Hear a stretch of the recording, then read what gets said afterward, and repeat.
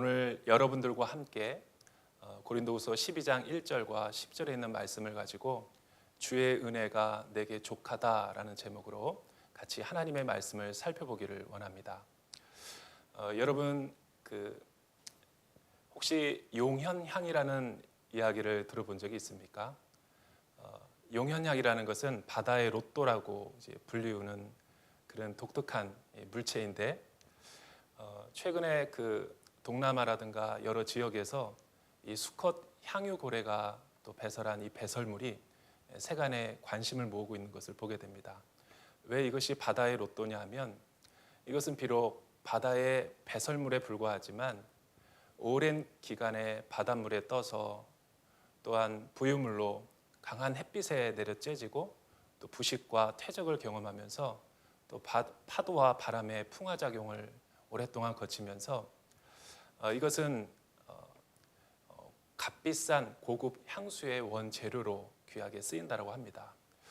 오늘날 향수 회사에서 쓰이는 것뿐만 아니라 이것은 고대로부터 굉장히 아주 희귀한 향수의 원료로서 쓰여지고 있었다고 합니다. 이렇게 바로 이것이 발견되었을 때 그 냄새는 매우 고약하고 무가치하고 쓸모없는 존재로 보이지만 알코올로 서서히 적당한 온도에 녹여주고 또 데워주면 이 향이 이 세상에서 맡을 수 없는 가장 아주 은은하고 그윽한 깊은 향기가 난다 그래요. 그래서 이것을 바다의 로또라고 이야기를 합니다. 우리가 코로나 재난으로 인해서 우리 많은 성도님들의 삶이 지금 어렵고 그 어느 때보다도 힘든 상황입니다. 우리는 가끔 이 재난의 상황에서 하나님 앞에 그렇게 질문할 때도 있습니다. 왜 인생을 살아가면서 하필 내가 잘 무엇인가를 좀 새롭게 시작해 보려고 하는데 이 어려운 재난을 하나님께서 허락하셨는가? 또 우리는 일상생활을 살아가면서 직장에서 또 가정에서 또 인간관계에서 원튼 원치 않든 우리가 또 나의 삶 가운데 상처를 준 사람들 또 기억하기 싫은 슬픔의 어떤 사건들을 경험할 때가 많이 있습니다. 그러나 여러분 걱정하지 마십시오. 누구든지 그리스도 안에 있고 또 예수 그리스도를 구주로 영접한 모든 사람들에게는 이 고난 가운데 하나님이 우리와 함께 하셔서 이 고난을 하나님과 함께 승리할 수 있도록 우리를 거룩한 길로 인도해 주십니다. 그 연약함과 그 고통, 그 아픔을 가지고 기도로 승화시키는 여러분들이 되기를 주님의 이름으로 축복합니다. 오늘 말씀을 보면은 사도 바울이 자신을 괴롭히고 힘들게 했던 자신의 사역과 또 자신이 아주 열정적으로 힘을 다해서 세웠던 고린도 교회를 분란시켰던 그 대적자들이 바울의 사역을 흔들어 놓았을 뿐만 아니라 또 사도 바울을 인격적으로 모독하는 음해와 중상모략에 놓여져 있는 것을 오늘 말씀을 통해서 보게 됩니다. 11장 1절에서부터 12장 10절까지 이것이 맥락으로 보면 다 같은 맥락에 있는 말씀인데 여기서 바울은 대적자들의 공격과 또 중상모략에 저항해서 불가피하게 그들이 쓰는 자랑의 전략을 차용해서 자기 자신이 왜 하나님이 부르신 사도이며 자신이 하고 있는 일과 이 사역이 왜 복음의 참된 사역인가를 자신 있게 소개하고 있는 것을 보게 됩니다. 먼저 1절에서 4절에 있는 말씀을 보면 바울은 그리스도 안에서 무엇을 자랑하고 있는가? 바울은 먼저 자신이 불가피하게 부득불 또 자기는 이런 방법을 쓰고 싶지 않지만 자기를 힘들게 한 대적자들이 이러한 전략을 썼기 때문에 자기도 불가피하게 자랑을 하는 것을 용서해 달라고 고린도 성도들에게 부탁을 합니다. 그러면서 자신이 14년 전에 하나님께로부터 받은 환상과 계시의 사건을 이야기하고 있는 것을 보게 됩니다. 이 환상과 계시는 하나님께서 바울에게만 준 아주 특별한 체험이고 경험적인 사건이죠. 이 놀라운 은혜를 바울에게 베푸신 이유가 무엇인가? 그것은 바울이 자기 자신을 드러내놓고 자기 이름을 영광스럽게 하고 자랑하려 하기보다는 자기와 같이 부족한 사도, 자기와 같이 연약한 사람도 이런 하나님의 구원의 은혜를 경험하고 하나님의 이름과 영광을 위해서 쓰임받는 사도가 되었다면 지금 큰 환난과 어려움 가운데 있는 고린도 성도들을 위로와 소망을 주면서 여러분도 하나님 안에서 위로와 큰 소망을 발견할 수 있다라고 영적인 권면을 해주는 것을 보게 됩니다.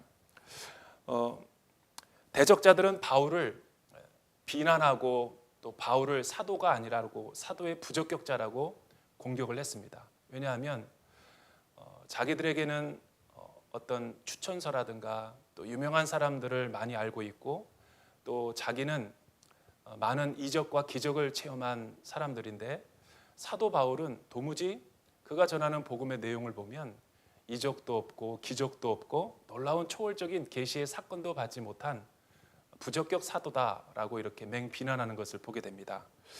그러나 바울은 어떠했는가?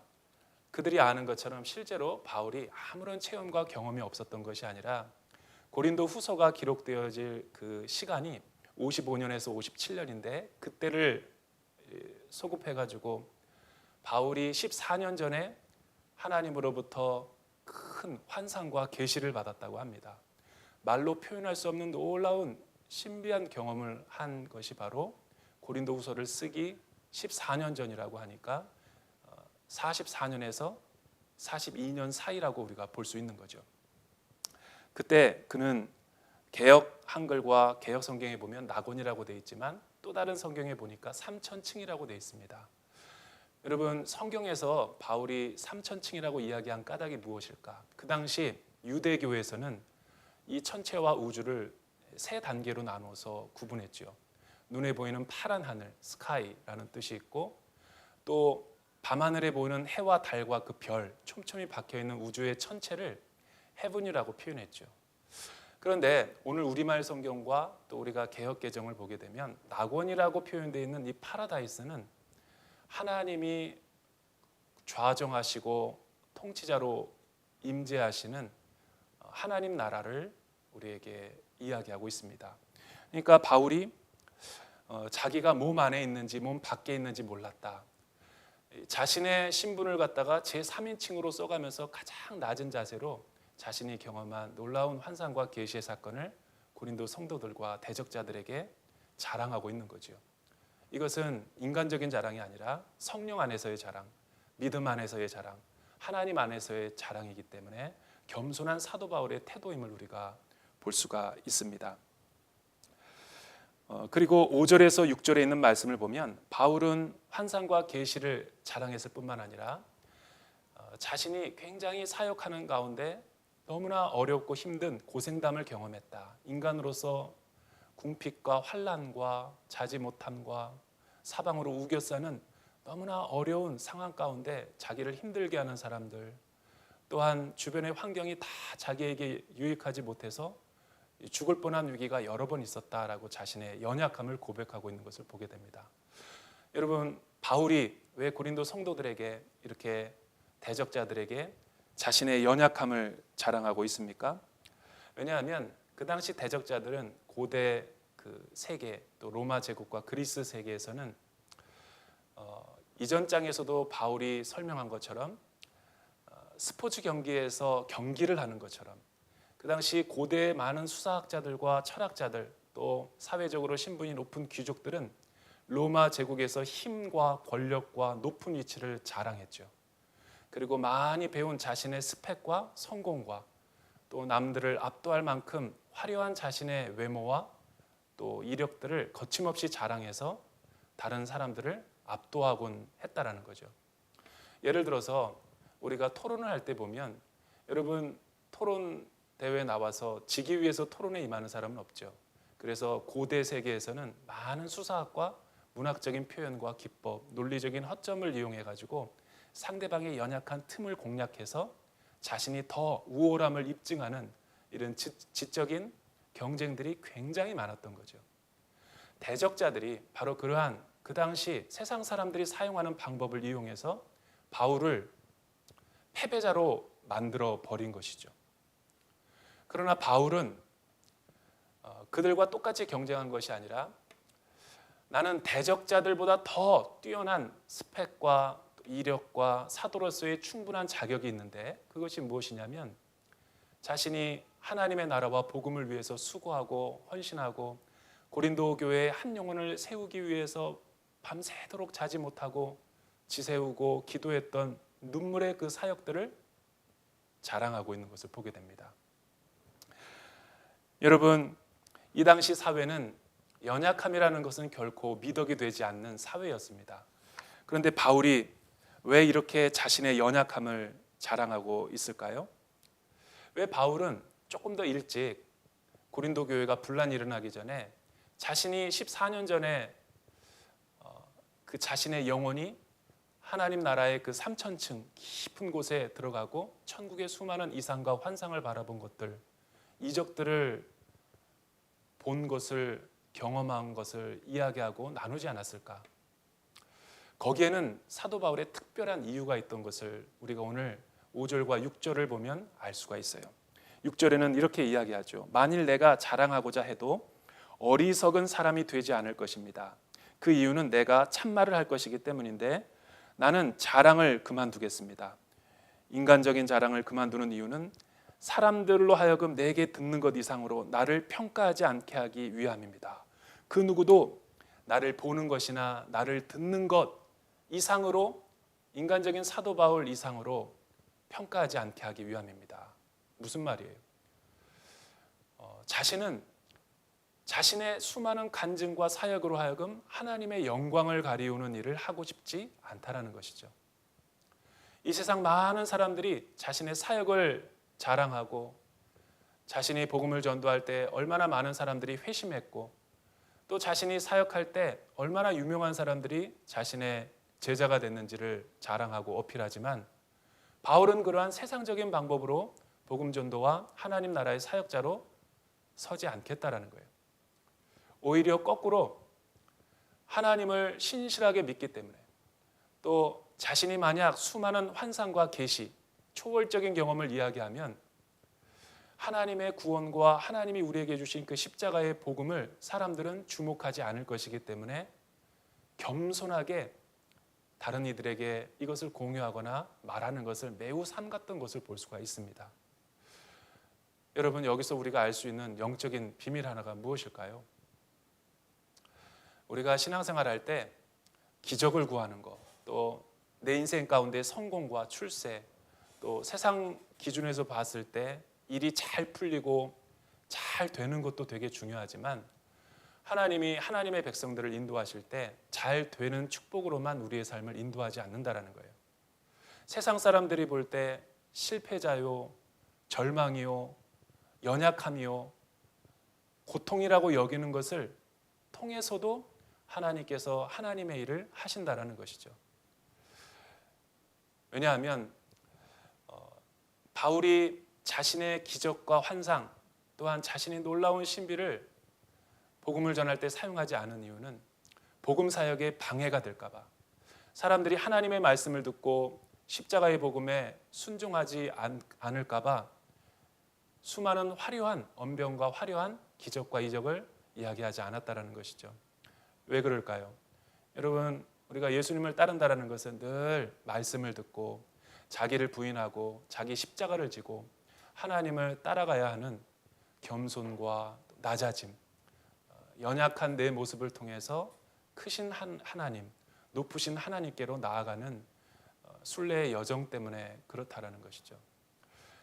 그래서 우리가 사역을 할 때라든가 교회 다닐 때 가장 중요한 것은 사람들이랑 교제할 때 나의 자랑과 인간적인 나의 모습을 드러내기보다는 하나님의 말씀을 통해서 내가 은혜를 받은 것, 또한 하나님의 말씀에 순종하고 살려고 하다가 내가 연약해서 그렇게 하지 못한 것을 나눌 때 더 큰 은혜가 우리 가운데 주어지는 것을 보게 되죠. 사도 바울은 이 기프트보다 기프트 기버가 누구인지를 더 주목하는 거예요. 성공과 출세, 또 많은 기적과 미라클들은 하나님께서 우리를 또 사랑하셔서 주시는 선물이기도 하지만 우리는 그 선물과 기도 응답을 주목하기보다는 기도 응답을 허락하시고 그 놀라운 은혜를 허락하신 하나님이 어떤 하나님이시며 하나님의 성품이 무엇인지를 더 우리가 깨달아야 되고 하나님과의 깊은 영적인 교제로 나아가야 된다는 것을 오늘 말씀은 보여주고 있는 것이죠. 그래서 7절에서 10절에 있는 말씀을 보면 하나님은 그를 교만하게 만들지 않기 위해서 사도 바울의 연약한 점을 통해서 또 이 복음의 사역이 전진할 수 있도록 인도하셨다는 것을 볼 수가 있죠. 사도 바울은 연약함의 사도 바울이었습니다. 왜냐하면 그는 여러 가지 말할 수 없는 인간적인 그 고통과 아픔과 또 이 질병 가운데 있었던 사도라는 것을 오늘 말씀 7절에서 10절을 우리에게 소개해 주고 있기 때문입니다. 사도 바울은 그것이 구체적으로 어떤 질병인지는 모르겠어요. 많은 신학자들이 추측하기를 간질, 이질 혹은 우울증 또한 뭐 여러 가지 중풍병 이런 것으로 추측하지만 너무 그것이 고통스러워서 사도 바울이 사탄의 가시다라고 표현했을 만큼 자신의 사역과 자신의 일상을 힘들게 했던 어려움과 고통이었어요. 어느 날 하나님 앞에 기도하며 매달렸죠. 하나님, 이 연약함 내가 너무 힘듭니다. 이것을 거두어가 주시고 내 몸을 치유하여 주시고 회복시켜 주십시오. 3번이나 간절하게 기도했음에도 불구하고 하나님은 자신의 연약함을 치유하지 않으셨다라고 이야기를 합니다. 이것은 자기 자신이 이토록 연약한 사도이다라는 것을 방증하는 거죠. 그래서 사도 바울은 이렇게 간절히 기도할 때 하나님으로부터 이런 음성을 들었다 그래요. 사랑하는 사도 바울아, 내 은혜가 내게 족하다. 오늘 설교 제목처럼 주의 은혜가 내게 족합니다 라는 말을 들었다는 거예요. 이 말이 무슨 의미일까요? 하나님은 왜 바울에게 이렇게 이야기를 하셨을까요? 그동안 내가 너에게 보여주고 너와 함께한 이 지금까지의 모든 은혜만으로도 너의 구원의 확신과 너의 신앙생활, 너가 나 앞에서 사도로서 사역하는데 전혀 부족한 것이 없다라는 것이죠. 그러니까 사도 바울은 충분히 그의 내면의 세계 가운데 고통과 환난과 어려움이 있어도 하나님과의 그 친밀한 교제와 사랑을 느끼고 있었다는 거예요. 일이 잘 될 때만 하나님을 찬양한 것이 아니라 밑바닥 같은 상황 속에서라도 극심한 고통과 풀무불과 같은 연단 속에서도 그는 하나님을 송축하며 하나님을 바라볼 수 있는 믿음의 사도였다라는 것이죠. 그는 좌로나 우로나 치우치는 사도가 아니라 늘 한 길로 가는 순례자의 사도였다라는 것을 우리에게 보여줍니다. 사랑하는 여러분, 오늘 메시지가 저와 여러분들에게 주는 교훈이 무엇일까요? 사도 바울은 지금 자신의 육체의 연약함, 가시를 자랑하고 있어요. 사도 바울이 자랑한 것은 지금까지 총 3가지였어요. 14년 전에 받은 환상과 계시, 초월적인 기적을 자랑했어요. 그리고 또 대적자들과 달리 자신의 육신의 연약함, 고생담을 마음껏 주안에서 자랑했어요. 하나님께서 자기에게 정해진 분량대로 벗어나지 않고 마음껏 하나님을 감사하고 찬양했다라는 거죠. 그리고 3번째는 사탄의 가시, 육체의 가시조차도 하나님께로부터 주신 것임을 알고 감사와 찬양을 올려드렸다라는 거죠. 그 고통 가운데 있을 때 우리는 너무나 힘들고 괴롭죠. 그러나 여러분 꼭 명심하고 기억할 것은 하나님이 구원을 우리에게 베푸신 뒤에 저와 여러분의 삶을 인도하실 때는 일이 잘 되게 하심으로 성공하고 축복된 길로만 가게 하심으로 우리를 인도하지 않습니다. 잘 돼야 될 때는 잘 돼야 되죠. 그러나 하나님은 고난과 고통의 길을 통해서 우리를 낮추시고 더 축복의 길로 나아가게 하는 그런 하나님이시라는 것을 오늘 우리에게 교훈을 주고 있는 거예요. 왜냐하면 여러분 하나님 없이 성공한 사람은 그 성공한 것 때문에 하나님을 배신하게 되고 배교하게 되는 거죠. 그래서 하나님은 축복을 주실 때 반드시 하나님의 자녀들에게 먼저 고난이라는 풀무불을 통해서 우리의 내면을 정화시키고 거룩한 성품으로 만든 다음에 축복의 그릇으로 사용한다는 것이죠. 하나님 앞에 성공하게 해달라고 내가 기도하고 있는 것들이 무조건 잘 되게 해달라고 기도만 하지 마십시오. 내가 하나님 앞에 기도하는 모든 것이 하나님의 뜻과 부합되는지 그렇게 묻고 하나님을 신뢰하고 의뢰하며 나아가는 사람이 진정한 구원받은 하나님의 백성이라는 거예요. 여러분, 기도하지 않고 성공하는 것은 성공한 것 때문에 망하게 되는 거예요. 하나님은 저와 여러분들의 삶 가운데 축복과 고통이라는 이중주의 변주곡을 통해서 저와 여러분들을 인도하시는 분이세요. 잘 되게 하는 축복을 통해서 우리의 삶도 인도하지만 잘 안 되게 하시는 축복을 통해서도 하나님의 선하신 뜻이 우리의 삶에 성취되고 이루어지도록 신실하게 인도하시는 분이시라는 거죠. 그래서 예수 믿는 사람은 잘 될 때나 잘 안 될 때나 하나님을 의지하고 하나님을 신뢰하면서 나아가는 믿음의 백성들인 거죠. 왜냐하면 물과 은혜는 낮은 곳으로 임하기 때문에 그래요. 우리가 가장 연약하고 내 힘으로 할 수 없다라는 영적인 무력감과 영적인 비참함을 깨달을 때 높으신 하나님을 바라볼 수 있기 때문이죠. 그래서 내가 연약할 때 하나님을 더 의지함으로 나아가고 하나님께 기도함으로 자신을 고난을 주셨을 때는 그 고난의 상황도 기도의 제목으로 승화시키는 하나님의 사람이 되게 하시려는 까닭이죠. 1981년도 2월 2일에 일본 NHK에서는 한 인물을 다큐 방송을 했는데 일본 전역에 큰 반향을 일으켰습니다. 그가 지은 책이 시중에 번역이 되어 나와 있는데 미즈노 겐조라는 감사는 밥이다라는 책이죠. 그는 7살 때 홍역을 굉장히 심하게 앓아서 그 몸의 모든 기관들이 다 망가지고 제대로 걸을 수도 없고 누워서 지내야만 되고 모든 사지백체가 온전한 데가 없는 뇌성마비와 실어증과 귀도 안 들리고 오직 그의 신체 가운데서 가장 멀쩡한 것은 눈이었어요. 7살 때 아이가 그런 진단을 받자 청천벽력과 같은 큰 소식에 어머니는 충격을 받습니다. 절망하고 있을 때 미야오라는 어떤 시골의 작은 목사님께서 복음을 전하시고 그의 가정에 하나님의 나라에 하나님의 복음을 전했죠. 예수를 인격적으로 만나고 영접한 그의 가정에는 늘 하나님의 통치와 다스림과 주대심이 있었던 삶이 되었습니다.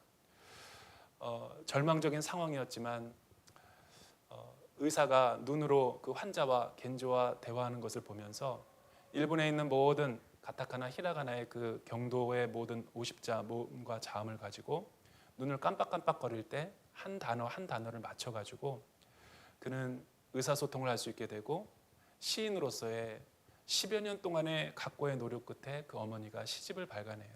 감사는 밥이다. 그가 쓴 많은 주옥 같은 글에는 일반 정상인들이 경험할 수 없는 신비한 고난 너머의 하나님의 세계를 경험할 수 있게 되죠.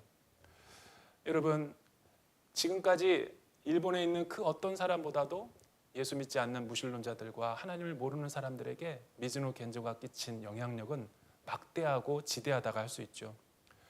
그는 47세로 인생을 마감할 때 그를 통해서 살아계신 하나님의 능력과 복음을 듣지 못한 일본 사람들은 없을 정도로 많은 영혼들이 주의 품으로 올 수 있었죠. 이 미즈노 겐조야말로 하나님의 능력 안에서 내 은혜가 내게 족하다, 약할 때 강함 되시는 하나님을 경험한 대표적인 인물이라고 할 수 있죠. 여러분뿐만 아니라 성경의 많은 인물들이 그렇습니다. 모세도 자신의 힘과 능력으로 살려고 할 때 하나님께서 그를 미디안 광야에서 40년 동안 광야 생활을 통해서 낮추시고 겸손하게 하고 혈기를 죽이게 만드셨다가 80세에 돼서야 아무것도 할 수 없을 때 하나님은 그를 부르시죠. 아브라함도 마찬가지예요. 75세 때 자기의 힘으로 하나님의 일을 하려고 할 때는 계속해서 머물러 있는 삶이 되었지만 아무것도 알 수 없을 100세 때 그를 불러서 약속의 자녀 이삭을 주신 것을 볼 수가 있죠. 여러분, 여러분의 삶이 힘듭니까? 여러분의 삶이 지금 고통스럽습니까? 하나님을 바라보십시오. 고통 가운데 하나님이 여러분들과 함께 하십니다. 기도하겠습니다.